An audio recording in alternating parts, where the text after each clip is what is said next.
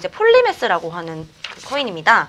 네. 폴리메스. 폴리메스. 네, 폴리메스는 제가 이제 최근 이제 11월 7일 날 코빗 거래소 상장과 이제 버전 2.0 릴리즈 관련해서 호재가 좀 있었고요. 네. 그 이후에 사실 이제 상승 관련해서는 그 제가 방송에서 말씀드렸던 10월 초 이후에는 급격적인 상승이 있다가 그 이후에는 사실 STO나 증권형 관련해서는 그 SEC 쪽에서 여러 가지 규제 문제라든지 이런 것 때문에 가격이 많이 떨어진 상태예요, 최근에는. 네. 근데 사실 한국에 이제 오늘 제가 말씀드리고 싶은 거는 코빗의 상장 이후에 코빗도 말씀 좀 드리고 싶은 게 사실 우리나라에 코빗이 암호화폐의 최초의 거래소라는 거 다들 알고 계신가요? 오, 코빗이 최초군요. 최초의 거래소예요. 네. 그래서 사실 그 한국의 업계, 암호화폐 업계에 네. 그 선두주자라고 할 수가 있기 때문에 여러 가지 이제 보안 및 기능이 아직 저는 최고라고 이제 보고 있습니다.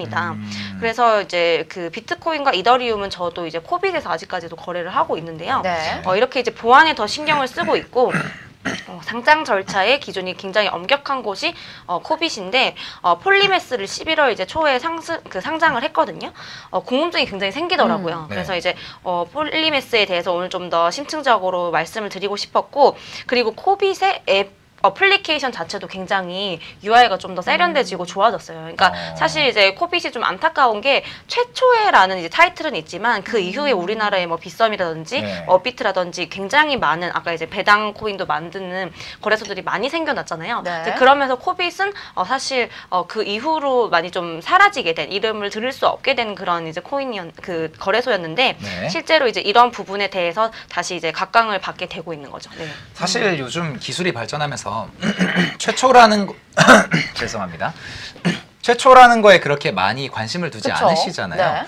근데 코빗이 최초라는 건 저도 처음 알았는데 상장 기준이 굉장히 엄격한 와중에 이 증권형 토큰인 폴리메스가 상장이 된 거잖아요. 네. 어떤 강점이 있길래 상장이 됐을까요? 네, 사실 이제 증권형 토큰은 이제 블록체인 기반의 그 스마트 컨트랙트, 그 이제 일정 조건 충족 시 자동적으로 이제 거래가 체결되는 기술을 스마트 컨트랙이라고 하잖아요. 네. 이런 걸 첨가한 증권이라고 볼 수가 있는데요. 실제로 이제 쉽게 생각을 하면은 내가 가지고 있는 모든 자산, 그 에셋을 디지털 토큰으로 유동화하고 그 프로젝트의 수익 여부에 따라서 투자자에게 수익을 이제 배당하는 건데요. 많은 정부에서 지금 이제 ICO를 금지를 하고 있는 추세이기 때문에 증권형 토큰에 이제 더욱 주목을 하는 게 맞고요. 최근에 지금 폴리메스 같은 경우는 지금 홈페이지도 나오는 것처럼 이더리움과 굉장히 비슷하게 설계가 되어 있습니다. 네. 스마트 컨트랙트 하니까 딱 네. 떠오르네요. 그래서 지금 보면 이더리움이 처음에 이제 비트코인, 그다음에 뭐 라이트코인, 그다음에 이제 ERC20 나오고 EOS랑 이제 나오고 나서 우리가 이런 식으로 갔던 것처럼 우리 폴리메스도 블록체인 캐피탈과 브레이드와 뭐 ST20를 통해서 벤처 펀드, 벤처 캐피탈 이런 식으로 가면서 이더리움과 굉장히 비슷한 걸로 추이를 보이면서 성장을 하게 될 거다. 이런 식으로 이제 나오게 되는 거고요. 네. 근데 더욱더 지금 제가 아까 말씀드린 것처럼 아까 이제 유틸리티 토큰이 지고 있고 네. 거래소 코인의 배당형 관련해서도 실체가 없으니까 좀 무너지고 있는데 증권형 토큰 관련해서 이제 뜨고 있는데 그 중에서 이제 폴리메스 같은 경우는 기존에 이제 나와 있었던 거고 그러다 보니까 자연스럽게 사람들의 지금 관심이 많이 쏠리고 있는 상황이거든요. 네. ICO 및 이제 기존에 나와 있는 암호화폐는 사라지면 그만인데 이런 이제 증권형 토큰은 실물 자산에 이제 연동이 되어 있고요. 네. 기반으로 하고 있고 증권거래법을 통해서도 이제 규제를 준수를 할 수 있어서 안전하다고 볼 수가 있습니다. 네. 그래서 증권형 토큰을 가지고 있는 것이 곧 의결권이고 그에 따른 이제 배당도 안전하게 받을 수 있는 것이 엄청난 이제 장점인데요. 저기 이제 블록체인을 적용을 해서 기존의 증권들보다 안정성이 향상되고 위변조 가능성도 이제 낮고요.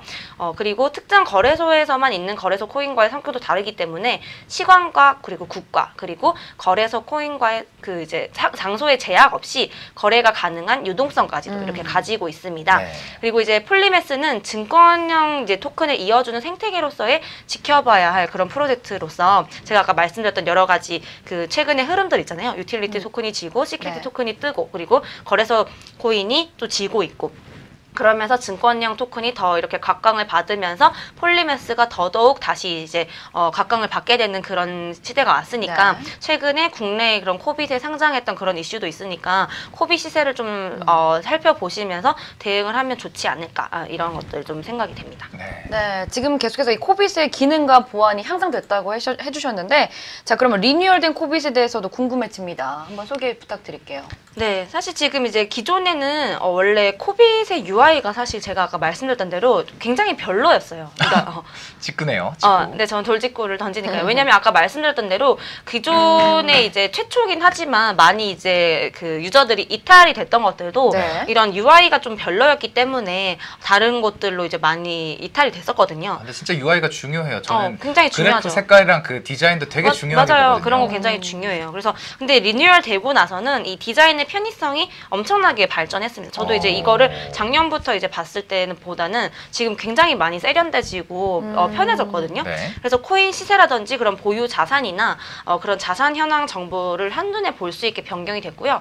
무엇보다 지금 UI랑 디자인으로 인해서 좀 시인성이 굉장히 많이 좋아졌습니다. 그래서 과거에 최초에 이제 그 가상 통화를 그 거래를 하시던 분들이 그 코빗을 보시던 때랑 지금 들어갔더니 이게 정말 코빗이야? 라고 이제 생각하시던 분들도 계실 거예요. 저도 사실 그렇게 느꼈었거든요. 네. 계속 저는 계속 쓰고 있었기 때문에 네. 그 미세한 변화에 대해서 잘 느끼지 못하고 있었는데 작년에 썼다가 다른 이제 거래소 쓰시다가 다시 본 분들은 이거 코빗이냐고 다른 거 아니냐고 이렇게 생각하시는 분들도 계시더라고요.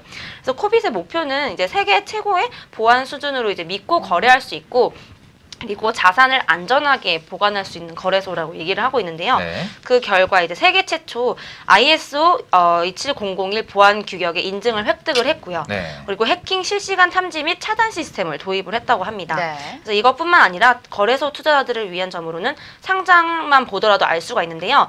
사실 이제 상장된 것들의 코인 목록이 별로 많지가 않아요. 이것은 뭐냐면 많은 수의 코인을 상장해서 수익을 내는 게 목적이 아니라 제가 이제 보통 거래소 상장 관련된 컨설팅도 많이 하는데 네. 거래소는 사실 상장된 그 상장 피를 가지고 네. 주된 수익을 가지거든요.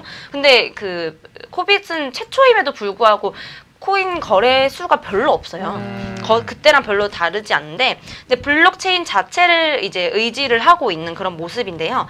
블록체인이라는 그런 신기술의 목적과 맞는 그런 투자자들이 이제 믿고 투자할 수 있는 암호화폐만을 상장하려는 철칙을 가지고 있고 그 여러 기사에서도 그런 것들이 좀 면모를 보일 수가 있거든요. 네. 그래서 앞으로도 다양한 인프라를 구축할 예정이라고 하니까요. 앞으로의 좀 그런 행보가 기대되는 바입니다. 네. 사실 거래소에 코인이 많다고 해서 꼭 좋은 건 아닌 게 그쵸. 상장이 되고 나면은 여기서 시작을 했다 그냥 뚝 떨어져 버리고 그 다음부터 잊혀지는 코인들이 너무 많거든요. 근데 코빗이라는 이 거래소는 확실히 블록체인 생태계 장기적인 발전을 위해서 진짜 옥석들만 가려낸다는 느낌이 약간 드는데 그러면은 마지막으로 폴리맥스의 가격 전략과 향후 대응 방법은 어떻게 봐야 될까요?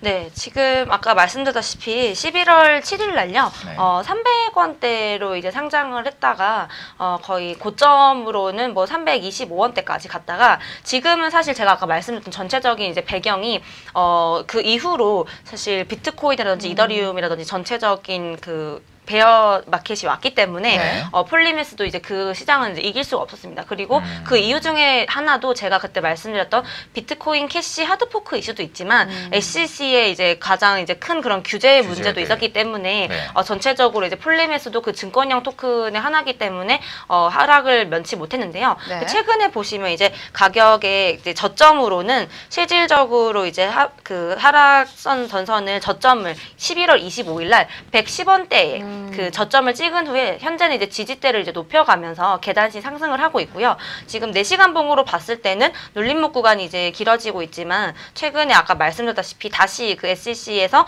비트코인과 이더리움 말고는 모두 다 유틸리티가 아니라 이제 증권형으로 이제 간주하겠다 이런 식으로 조금씩 가이드라인을 명확하게 하고 있거든요. 네. 이제 그렇기 때문에 증권형 토큰에 대한 기대감으로 다시 이제 폴리메스가 주목을 받을 수 없는 상황이라서 지금 이제 전 그 가까이 보면요. 다시 전 고점인 네. 180원대까지 이제 보시면 좋을 것 같고요.